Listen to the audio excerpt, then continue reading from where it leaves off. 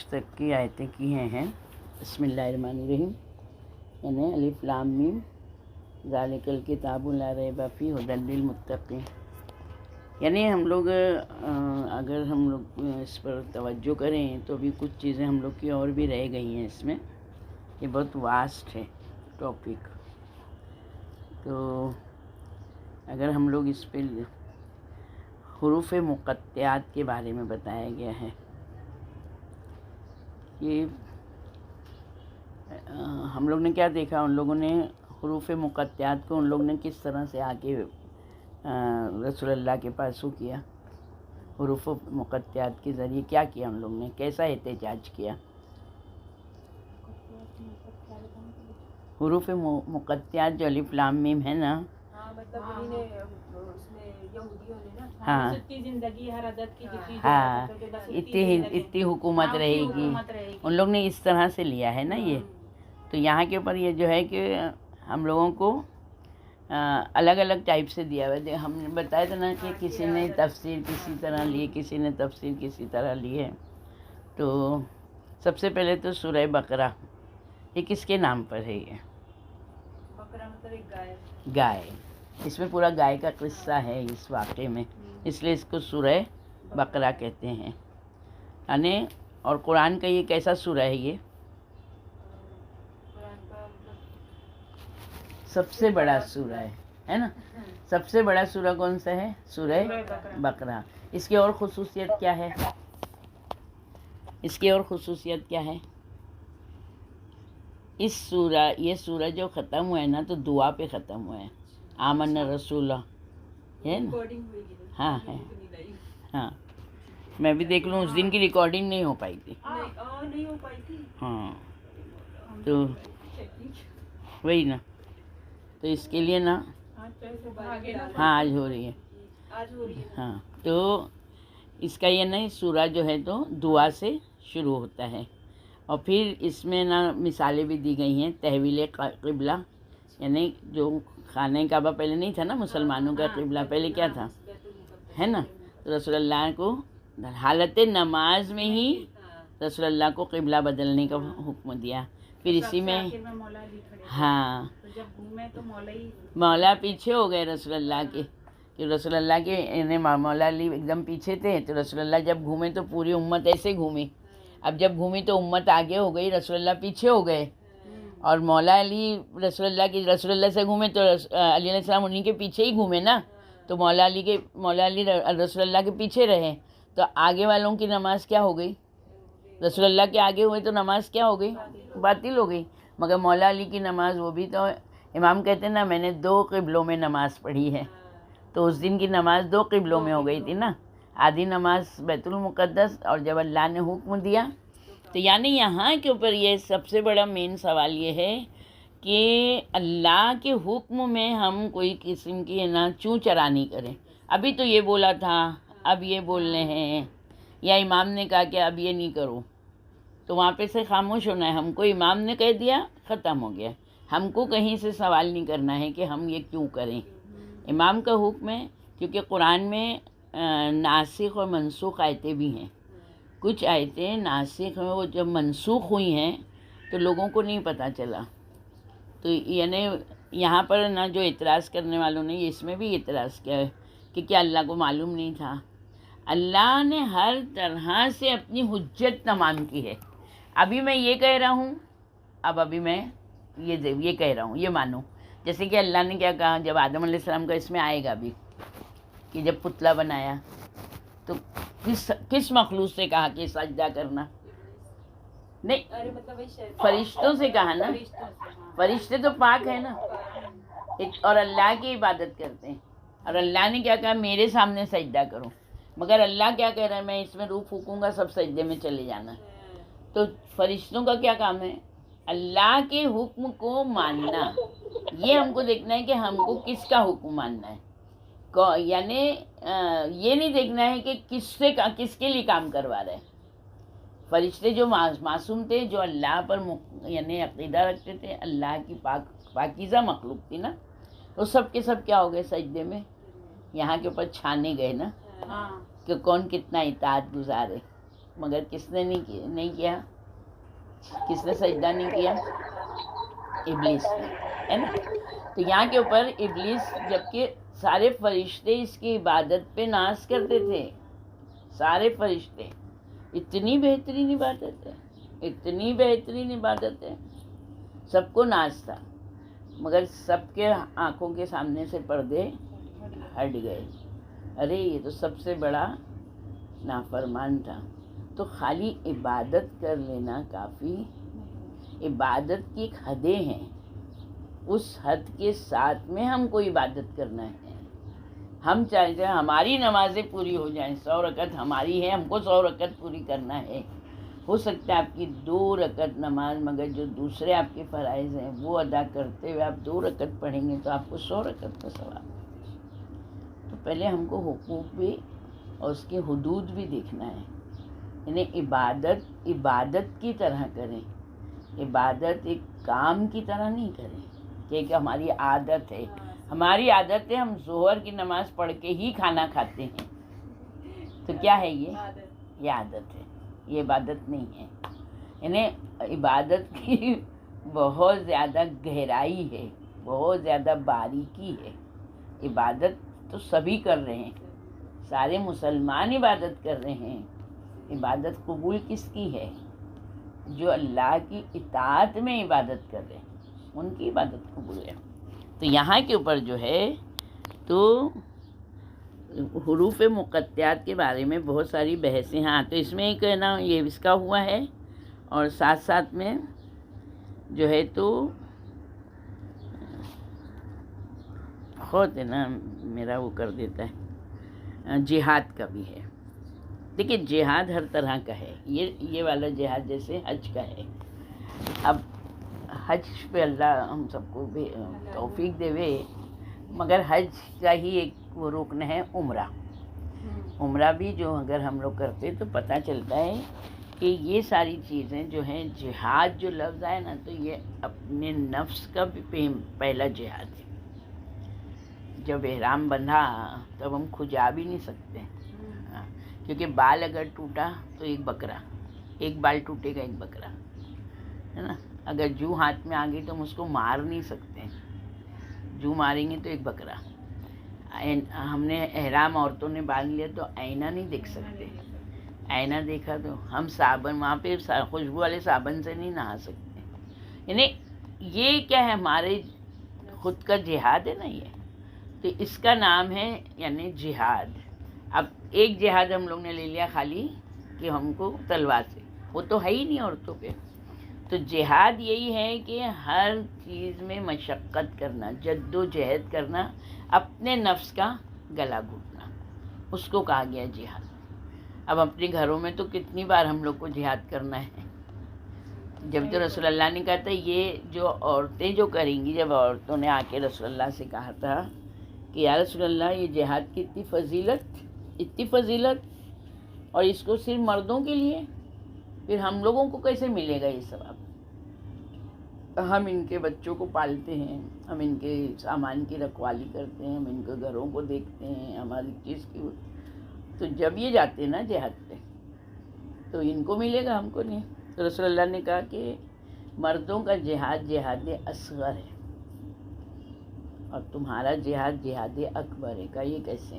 صحابیوں نے ہکا بکا ہو گئے، یہ کیا مسئلہ ہے؟ ہم تو تلوار سے گلا کاٹ کے اور چلے جا رہے ہیں، تو اصغر ہے اور ان کا اکبر ہے. تو رسول اللہ نے کہا کہ عورت کی بہترین جہاد خانہ داری، گھر داری.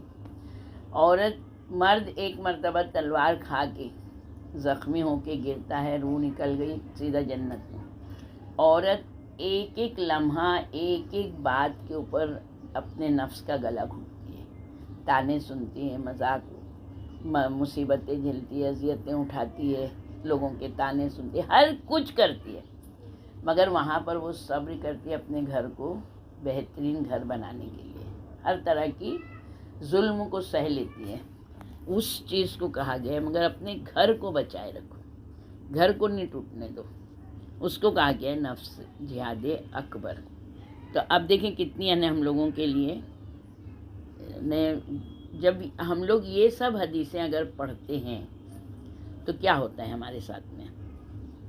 مطلب ہم کو پھر اپنے اندر بھی فیل کرنا ہوتی ہے نا ہاں، کہ ہم بھی اس چیز کو یعنی یہاں کے اوپر دیکھو قیامت سے ریلیٹڈ ہو گیا نا، کہ اگر دنیا میں ہم کو ملے گا اس کا اجر. دیکھو جو لوگوں نے قربانیاں دی نا ان کے گھر باقی بچ گئے، انہوں نے اپنے بچوں کی جوانیاں دیکھی، شادیاں دیکھی، بیاہ دیکھے، سب کچھ دیکھا. جنہوں نے گھر توڑ دیے نا ان کے بچے اگر ہوئے نا تو بچے غلامی کی زندگی میں رہے، پوری زندگی غلامی رہے. اگر وہ ننیال میں پلے تو ننیال والے غلام، اگر چچاؤں کے بیچ پڑے تو چچاؤں نے کہا کہ ان کی تو ماں چھوڑ کے چلی گئی تھی، ہم نے پالا. آج بڑی بڑی بات کرتے ہیں، یعنی غلامی کی زندگی. تو اگر ایک عورت میاں بیوی دونوں اگر سمجھ کے چلے نا تو گھر کو نہیں توڑے، تاکہ ان کے بچوں کا کیا قصور تھا. مگر ماں باپ کے گناہوں کی سزا بچوں کو بھی آتی ہے، جیسے ان کی نیکیاں آتی ہیں ویسے اس کی بدیاں بھی آتی ہیں. تو سب سے بڑی چیز ہے کہ نفس کا جہاد جو ہے وہ ہم کو اعلیٰ منزل تک لے کے جاتا ہے. اللہ نے کوئی چیز بلا وجہ نہیں رکھی نا. تو یہ جب اگر ہم جہاد کرتے ہیں تو یقیناً اگرچہ مثلاً بہت سارے ایسے ہیں دنیا میں کہ جن کو کبھی بھی راحت نہیں ملی، ان کو آرام ملا ہی نہیں. ہم لوگ نے بھی دیکھے، بہت ساری ہستیوں کو دیکھا ہے، ہم لوگ نے ان کو شروع سے دیکھا آخر تک وہ چلے گئے. تو کیا پروردگار ظالم ہے؟ ان کے لیے دنیا میں تھی نہیں راحت، ان کے لیے آخرت راحت سے بھری ہوئی ہے. سمجھ میں آئی یہ چیز؟ ان کے لیے آخرت جو ہے وہ راحت سے بھری ہوئی ہے. اللہ نے یہاں ان کے لیے سب بیلنس کر دیا کہ یہ میرا بندہ میرا بہت زیادہ قریبی ہے. اب یہاں پر بھی بہت یعنی الگ الگ مفہوم ہے. یہاں پر بھی ہم لوگ یہ سوچتے ہیں ہم مجبور ہیں، ہم مظلوم ہیں. ہو سکتا ہے ہم ظالم ہوں، ہم کو پتہ نہیں ہم ظلم کر رہے ہیں. تو اس کے لیے جو ہے تو ہم لوگ ہمیشہ دعا بھی یہی کرتے ہیں کہ اللہ ہم کو ہمیشہ ہدایت پہ رکھے، ہم کو حق سمجھنے کی توفیق دے. پھر اسی سورہ بقرہ میں آیت الکرسی ہے. آیت الکرسی کا جو ایک ٹاپک ہے باقاعدہ پورا، کتنے فضائل ہیں آیت الکرسی کے. اس میں سے ایک فضیلت بھی اگر ہم لوگ اپنائیں کہ ہر نماز کے بعد آیت الکرسی ضرور پڑھ لیں، چاہے کچھ پڑھے نہیں پڑھے. ہاں، ہر نماز کے بعد ہاں قل واللہ پڑھ کے امام زمانہ کو ہدیہ کر دینے کا. اگر یاد رہ گیا تو 10 دفعہ وہ سبحان اللہ والحمدللہ ولا الہ، وہ جلدی یاد نہیں آتا ہے مگر جب بھی یاد آتا ہے کوشش رہتی ہے کہ پڑھ لیں. نہیں، اس کو دن ایک والحمدللہ وہ 10 تسبیحات اربعہ 35 بار پڑھو. 35 دفعہ تو میں تو 10 دفعہ. ہاں تو اب 35 ٹائم پڑھو. تو یہاں کے اوپر جو ہے تو ہم لوگ نے ایک چیز یہاں پہ دیکھیں بہت اہم ہے کہ جیسے ہم لوگ پڑھتے ہیں نا ذالک الکتاب، جو ذالکہ ہے نا عربی میں اس میں اشارہ ہے. ابھی میں نے بولی یہ چشمے کا کور ہے نا، وہ کرسی ہے. مگر اب کتاب تو میرے سامنے ہے، کتاب اللہ نے رسول اللہ کو دی ہے. یہ وہ کتاب ہے، اللہ کو یہ بولنا چاہیے تھا نا یہ کتاب ہے. تو اللہ کو نزدیک کا اشارہ دینے کا تھا نا. ذالک الکتاب، بعید دور کا اشارہ کیا ہے. یعنی یہ جو اشارہ ہے یہ اس میں اشارہ یہ بعید کا ہے، دور کا اشارہ ہے. تو اللہ نے دور کا اشارہ کیوں کیا ہے؟ ایک بہت یعنی اہم پوائنٹ ہے یہ. ذالک الکتاب، یہ وہ کتاب ہے، یہ وہ باعظمت کتاب ہے کہ جس میں شک نہیں. تو یہاں بتایا گیا ہے کہ جب کوئی عظیم چیز ہوتی ہے تو اس کے لیے نا وہ کا لفظ لیا جاتا ہے، یہ نہیں لیا جاتا ہے. جیسے کوئی عظیم شخصیت بیٹھی ہے، ارے یہ وہ مولانا ہیں، یعنی ان کی عظمت ہے. تو اسی طرح سے اس کتاب کی عظمت کو رکھتے ہوئے اشارہ جو ہے تو ذالک الکتاب لیا گیا ہے. سمجھ میں آیا؟ یعنی یہ اشارہ یعنی کوئی بھی چیز، یعنی اب چاہے مکان کے حساب سے بلند و بالا ہو، عظمت ہو، چاہے اس کا مقام بلند ہو، اس کا کردار اچھا ہو، تو اس مناسبت سے یہ کتاب کو اس میں بعید کا اشارہ کیا گیا ہے. ہاں پھر انہیں یہاں پر یہ بتایا ہے کہ یہ کتاب یعنی یہ جو لکھی ہوئی کتاب ہے، الکتاب یعنی یہ مادہ ہے کوئی چیز کا، یعنی جمع ہوا ہے. تو کس چیز کا یہ مادہ ہے؟ किस चीज़ का मादा है ये? दुआओं का। इसमें तो हर एक पुष्पोत्तर मौजूद है। नहीं, मादा किस चीज़ का है? जैसे कि अलिफ बे ते जो है, तो ये क्या है? हुरूफ तहज्जी ना, इसका मादा है ना, इसी से बन के कुरान के अल्फाज बने ना।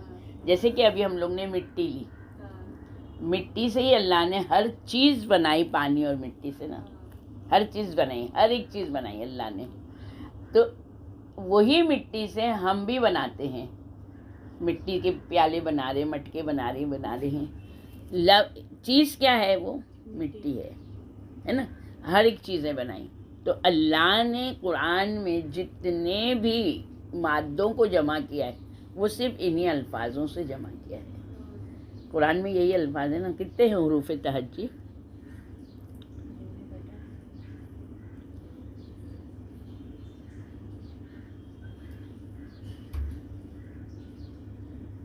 अरे शबाना भूल गई। मेरे को वैसे याद नहीं रहता ना। 28 28 हैं हुरूफ तहज्जी। 28 है और मतलब 14 शमसी हैं और 14 कमरी हैं। तो यानी यही अल्फाजों से जो है, तो इस ये तुम इसमें हमजा को जोड़ी ना, हमजा है ना, अलिफ क्यों आता है? हाँ, शमसी और कमरी का हाँ हाँ यानी यहाँ के ऊपर जो ये अल्लाह ने यानी जो ये सारे अल्फाजों को मिला के इस कुरान को जो बनाया, तो अब इसमें वाक़यात भी हैं, अब इसमें समझो हिकायतें भी हैं, इसमें नबियों के भी वाक़यात हैं, इसमें अज़ाब भी है, इसमें सवाब भी है, हर एक चीज़ दी गई है ना। तो बना किससे है ये अल्फाजों से बना हुआ है ना। मादा इसको बोलेंगे। हाँ, फिर यहाँ के ऊपर एक चीज़ ये भी बताई गई है कि जब हरूफ मुक़त्तियात आए, उसके बाद फ़ौरन कुरान का ज़िक्र आ गया, फ़ौरन कुरान का ज़िक्र आया। यहाँ पर 3-4 आयतें दी गई हैं कि ये अरब की जो अदबियात है ना, जैसे कि आया अलिफ लाम रा किताबुन उहकिमत आयातुहु तौफ़ी सुम्मा फुस्सिलत मिन लदुन हकीमिन खबीर, है ना। यानी फ़ौरन किताब आया ना, किताबुन, ये किताब हकीम। फिर आया तासीन तिल का आयातुल कुरान व किताब मुबीन, है ना। हाँ, अलिफ लाम मीम तिल का आयातुल किताबिल हकीम। फिर आया अलिफ लाम मीम स्वाद किताबुन उनज़िला इलैका। यानी यहाँ पर जब हुरूफ मुक़त्तियात जैसे ही आया ना, उसके बाद फ़ौरन कुरान का ज़िक्र आया। यानी यहाँ के ऊपर ये हुरूफ मुक़त्तियात बयान करने के बाद आसमानी कुतुब की अज़मत का ज़िक्र करते हुए अल्लाह कह रहे हैं, ये वही बाज़मत किताब है जिसमें किसी किस्म का शक नहीं है। यानी दूर का इशारा दे रहा है वो ना, ये वो बाज़मत, यानी उसकी अज़मत की बिना पर उसको दूर का इशारा दे रहा है। जैसे कि हम लोग कहते हैं ना, अभी एक इंसान है, तो हम लोग एक बच्चा अगर खड़ा है तो हमने वो खड़ा है, मगर एक आदमी अगर खड़ा है और बुज़ुर्ग है तो हम क्या कहेंगे? वो खड़े हैं, है ना। तो खड़े हैं क्या आता है? जमा में आता है ना, फ़र्क पड़ता है ना। बस इसी तरह से ये कुरान में बताया गया कि यानी ज़ालिका, ये जो दूर का है, तो ये अज़मत वाली चीज़ है, अज़मत वाली कुरान नहीं है। यानी तमाम आसमानी किताबों की क्या करती है? तस्दीक भी कर रही है ना। तो अब ये समझ में आया ये कितना यानी गहराई वाली चीज़ है, ये बहुत इसमें गहराई है। फिर यहाँ पर बताया है कि वह कतबना, यहाँ पर आया है सूरह माइदा की आयत नंबर 45 में, हमने तौरेत में उन पर लिख दिया है कि जान के बदले जान है। तो यानी कुरान जो है सहीफ़ा और नविश्ते जात का मजमुआ होने के एतबार से, दस्तूर और अहकाम के एतबार से भी किताब है। यानी अल्लाह ने उसमें अपने सारे कानून रखे हैं, अपने अहकाम को उसने हम पर लाजिम करार दिया है। यानी ये वो किताब है। फ़र्ज़ और वाजिब करार देने के लिए भी कुतुब इस्तेमाल होता है। यानी किताब जिसमें फ़र्ज़, हमारे लिए जो चीज़ हमको फ़र्ज़ है, वाजिब है, वो कराएं। अब फ़र्ज़ अलग चीज़ है, वाजिब अलग चीज़ है ना। تمہارا رب نے رحمت کو اپنے اوپر لازم قرار دیا ہے، تم پر روزے کا حکم لکھ دیا گیا ہے، یعنی یہاں کے اوپر اس طرح سے اللہ نے ہم کو حکم دیا ہے کہ کسی قسم کے شک کی گنجائش نہیں ہے یہاں پر، یعنی پھر ہدی للمتقین، یعنی ہدایت کس کے ساتھ میں ہدایت دے رہے ہیں اللہ؟ بہت زیادہ مہر و محبت کے ساتھ رہنمائی کر رہے ہیں ہماری، ایسا نہیں ہے کہ لکڑی لے کے بیٹھا ہے، ایک دم اللہ نے کسی پہ جبر ایمان لاؤ گے تمہارے لیے یہ اجر ہے، اگر ایمان لے آئے تو اب نماز قائم کرو، اس کے لیے بھی بہت اچھی چیزیں دی گئی ہیں۔ تو ہدی یعنی بلا معاوضہ، یعنی ہم کو کوئی بھی چیز اگر ہم نے معاوضہ لے لیا تو ہم نے کیا کیا، اس کا یعنی ہم کو مل گیا دنیا میں، مگر کوئی چیز بلا معاوضہ دی جاتی ہے نا، اسی چیز کو کہتے ہیں یہ ہدایت ہے۔ تو یعنی علم اگر حاصل کیا اور ہم کسی کو بانٹیں گے تو یہ ہدایت ہوگی، اور ہم نے پیسہ لے لیا تو یہ ہماری روزی ہے، سمجھا کتنا گہرائی ہے دیکھو اس چیزوں میں۔ تو اس کے لیے تو یہ صحیح ہے کہ نہیں؟ مطلب جیسے اگر روزی ہے، صحیح بہت سے لوگ بھی ہے۔ جیسے قرآن پڑھاتے ہیں ماشاءاللہ، اور پھر وہ رہتا ہے تو وہ صحیح ہے کہ نہیں؟ ہاں صحیح ہے۔ دیکھو ابھی ہے نا انسان کی روزی گزر بسر بھی تو کرنا ہے نا اسی کو، تو ہاں تو اس حساب سے وہ کرتا ہے، مگر اگر ہمارا یہ بولنا ہے کہ اگر انسان صاحب حیثیت ہے اچھا، تو وہ اپنے گھر کے دروازے 1 گھنٹے کے لیے کھول سکتا ہے کہ آؤ اور جو چیز سیکھنا چاہتے ہو وہ سیکھ لو۔ اب یہ لوگوں کے اوپر ہے کہ لوگ اگر آئیں گے تو واہ واہ ہے، یعنی ایک کہتے ہیں نا کہ ایک دریا بہہ رہا ہے تو ہم دریا کا پورا پانی تو نہیں پئیں گے، مگر جتنی ہم کو ضرورت ہے ہم اتنا تو پی سکتے ہیں نا۔ تو وہ انسان جس نے علم حاصل کیا، اگر اس نے اتنا رقم بھی نہیں رکھنا ہے، اور اگر اس کا گزر بسر اسی پہ ہے تو ایک مناسب رقم، مگر اگر اس نے جیسے 15-20 بچے پیسے سے کیے ہیں تو جو نہیں دے سکتے ان کے لیے الگ وقت رکھے کہ آپ لوگ اس میں آئیے تعلیم حاصل کریں، ان کے لیے فری رکھیں، تو کیا ہوگا، یہ برابری ہو جائے گی۔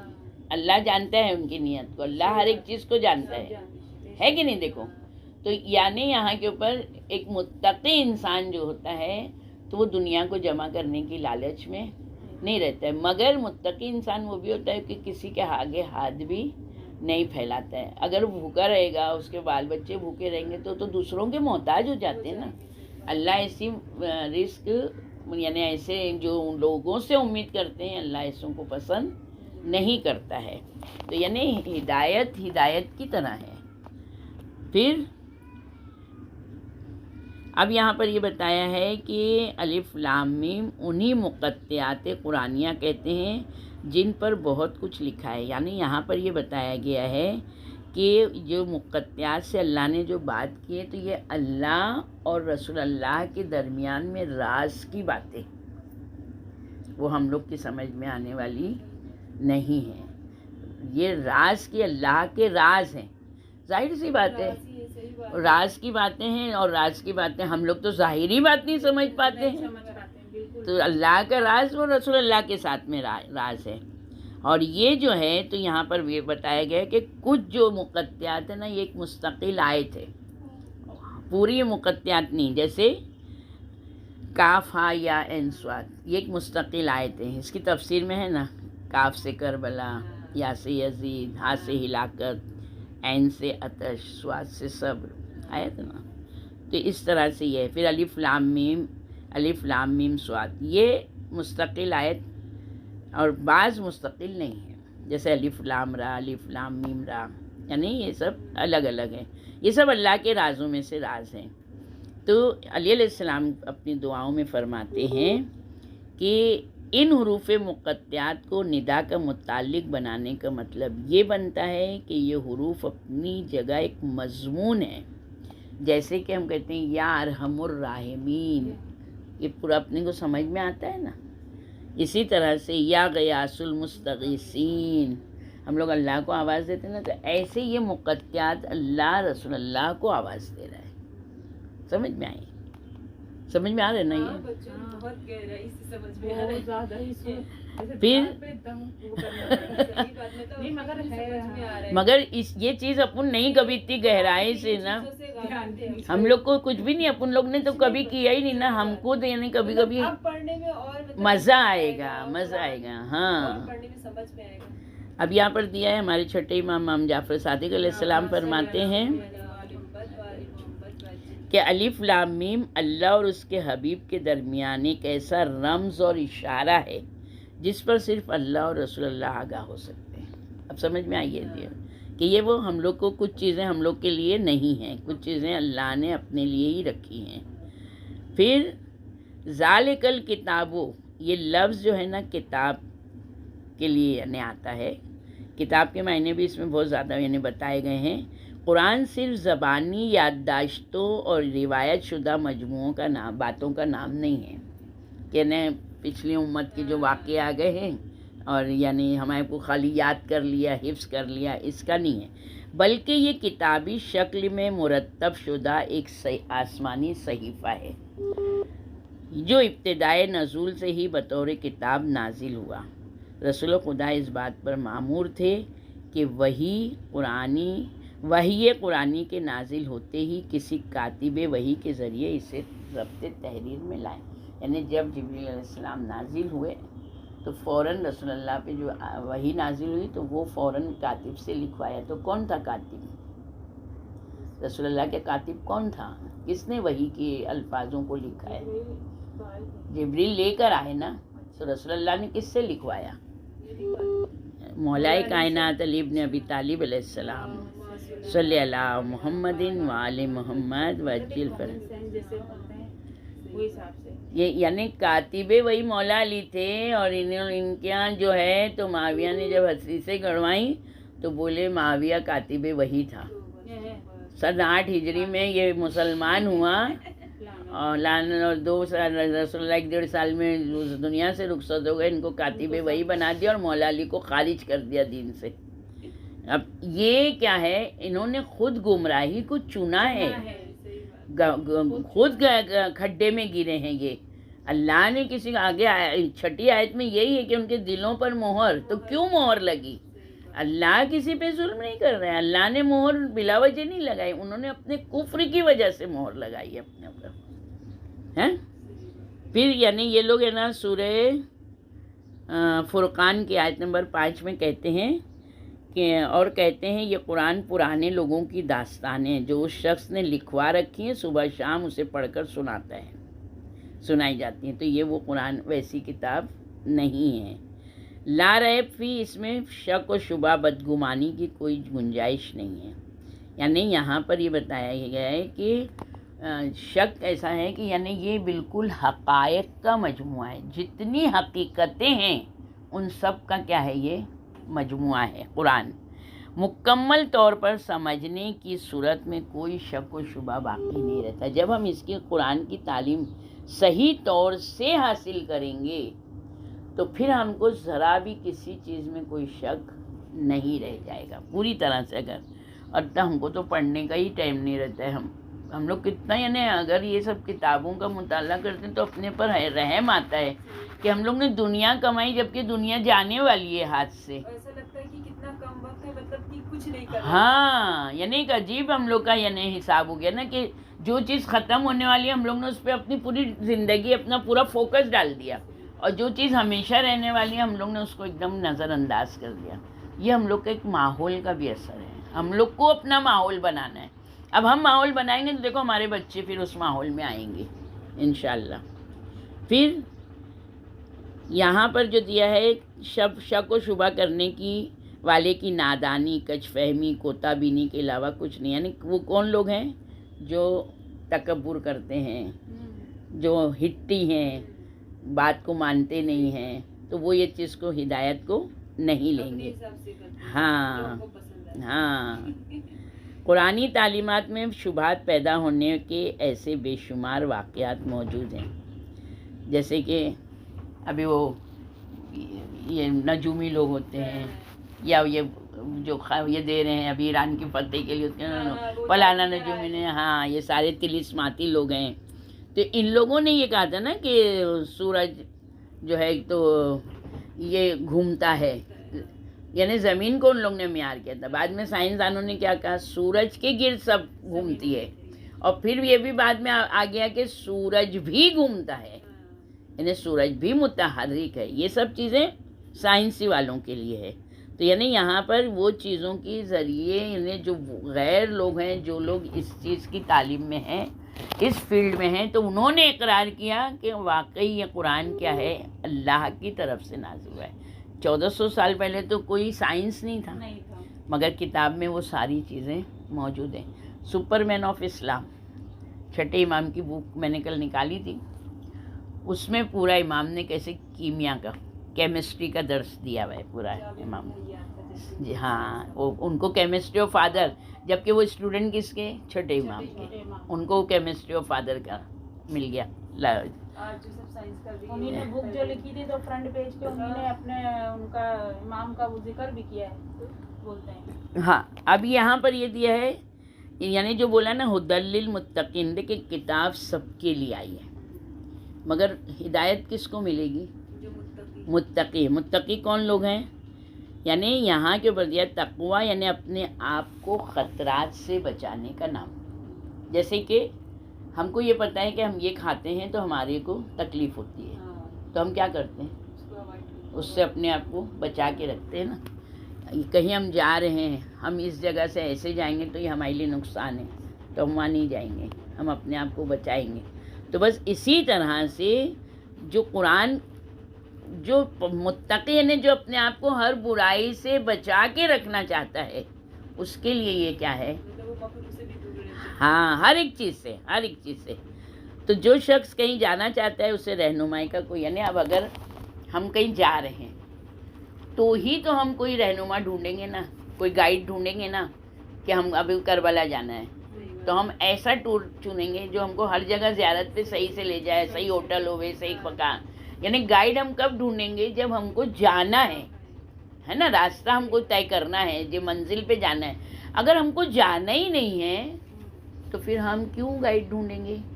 تو ہدایت بھی کس کو ملے گی، جس کو معلوم ہے کہ ہم کو اس دنیا سے کسی دنیا میں جانا ہے. متقی لوگ غیب پر ایمان رکھتے ہیں، ان کو معلوم ہے اس دنیا کے لیے ہم کو نہیں پیدا کیا گیا، تو ان کے لیے یہ کیا ہے، مکمل گائیڈ ہے، ہدایت کرنے کی جگہ ہے. یعنی ہدی للمتقین، یہ متقیوں کو پوری طرح سے ہدایت کرتی ہے، کیونکہ ان کو جس گائیڈ کی ضرورت ہے وہ قرآن ہے. اگر بیمار ہیں تو ہم کو بیماری کیا کر دیتی ہے، قرآن سے ملتی ہے نا شفا، روحانی بھی ہے کہ نہیں. تو اسی طرح سے اب ہم لوگ چاہتے ہیں، اگر ابھی جیسے مثلاً کچھ چیزیں ایسی ہیں کہ جو بلا معاوضہ ہم کو دے رہی ہیں، جیسے کہ سورج کی روشنی. کیا سورج کچھ پیسہ لیتا ہے ہم سے؟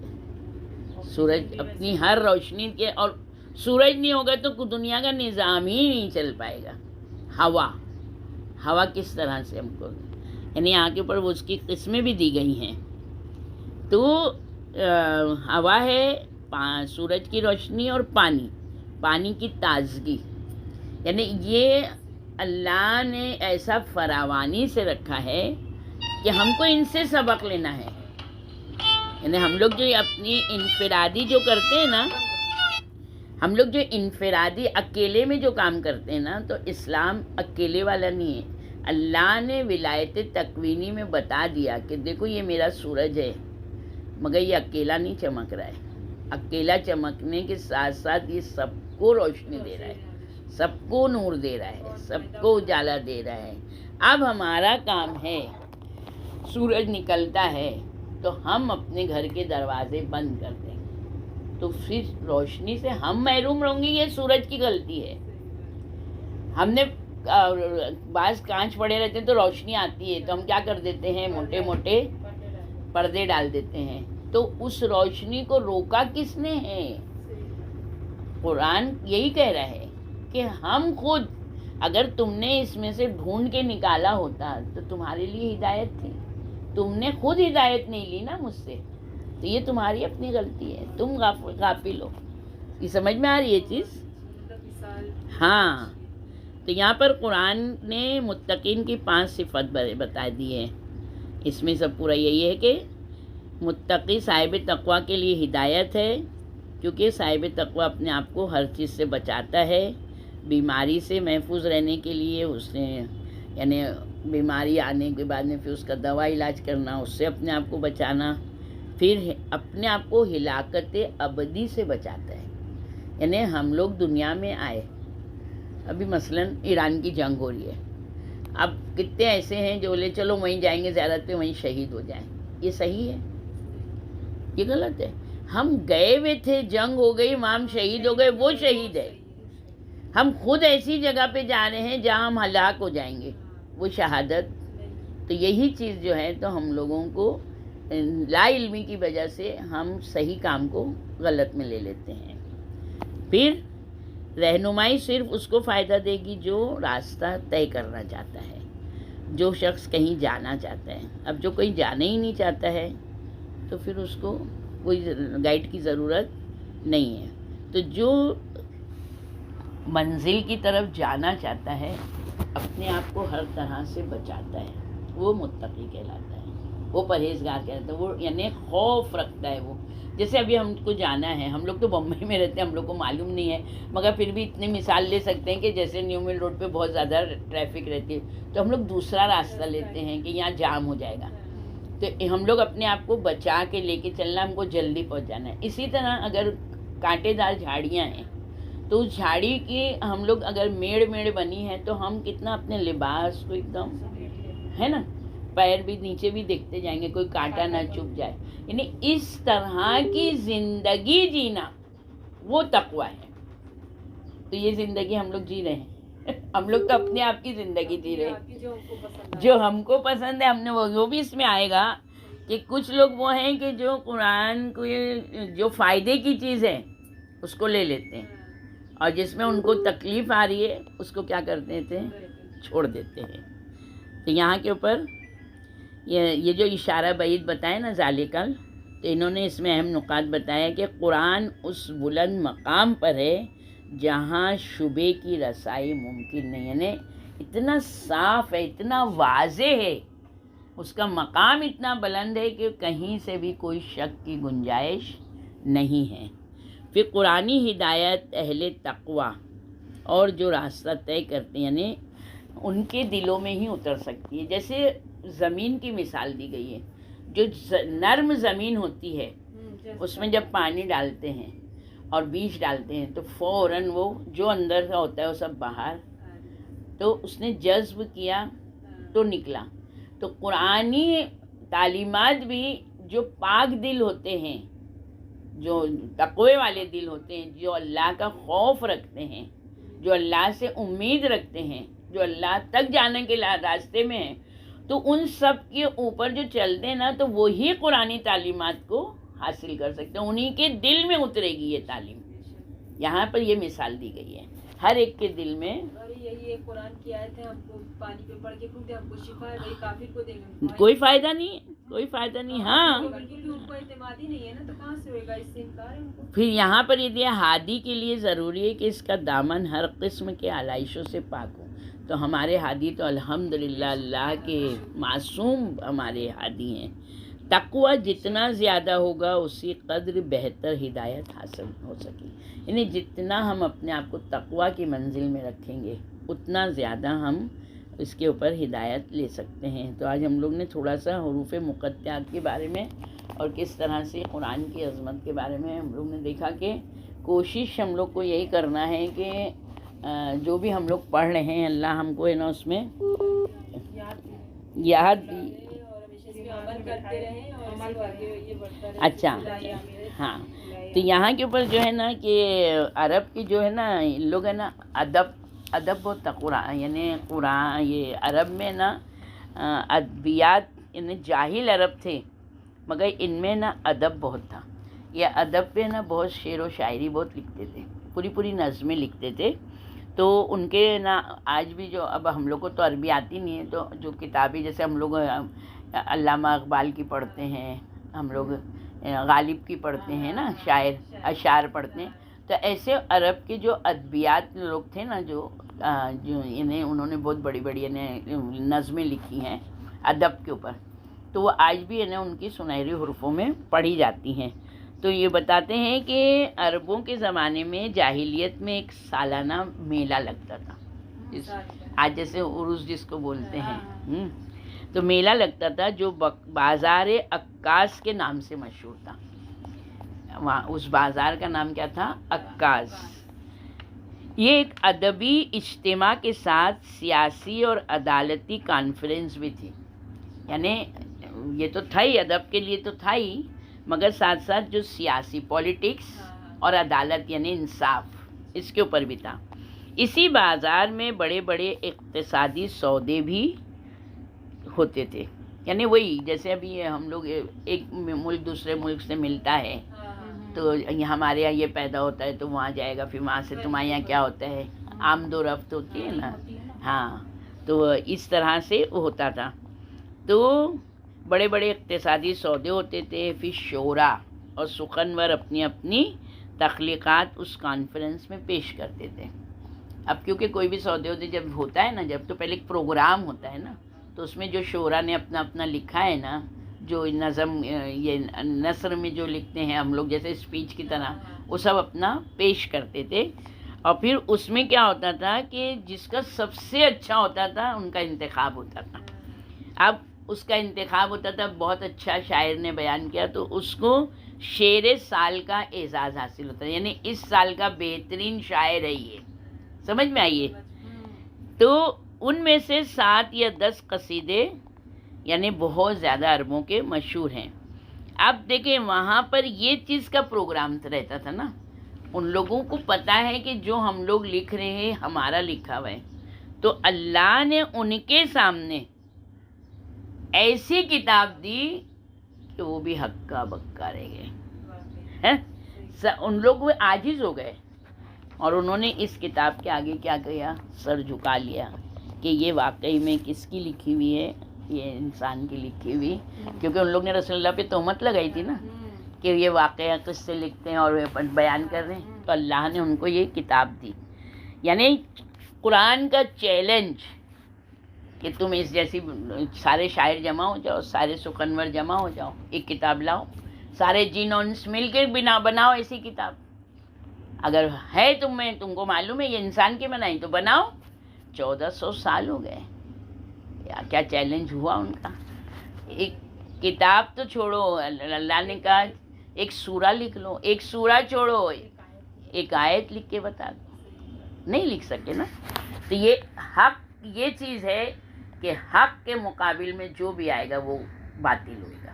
اس کے بارے میں صرف ہم لوگ 2 حدیث کریں گے کہ ہمارے چوتھے امام زین العابدین علیہ السلام کی حدیث ہے.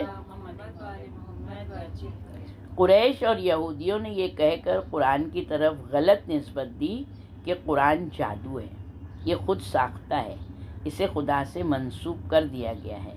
تو خدا نے انہیں خبردار کیا اور فرمایا الف لام میم ذالک الکتاب، یعنی اے محمد جو کتاب ہم نے آپ پر نازل کی ہے وہ انہی حروف مقطعات یعنی الف لام میم وغیرہ پر مشتمل ہے جو تمہارے لیے زیر استعمال ہے. ان سے کہو اگر یہ سچے ہیں تو اس کی مثال لے کر آؤ. پھر دوسری گواہی ہمارے 8ویں امام علی رضا علیہ السلام. یہ امام کہتے ہیں کہ خداوند تعالیٰ نے قرآن کو انہی حروف میں نازل فرمایا جنہیں تمام اہل عرب بولتے تھے.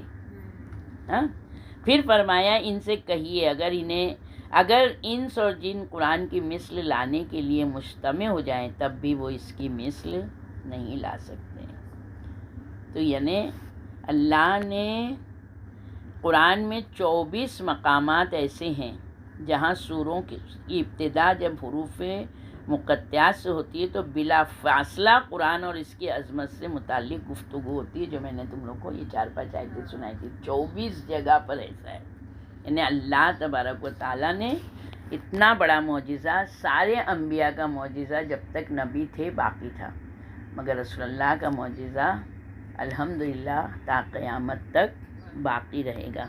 الحمدللہ ہم لوگ اس کے بارے میں سب میں نے جو بھی کوشش کی ہے کہ جو بھی میں نے پڑھا اس کو ہے نا سمری کی طرح سے یعنی قرآن اتنی تر و تازہ اور ایسی ہدایت کی کتاب ہے. ایک تو یہ اس کی ہدایت کبھی بھی ختم نہیں ہے اور نہ وہ ہے کیا بولیں گے چھپی بھی نہیں ہے, دھندلی بھی نہیں ہوئی ہے.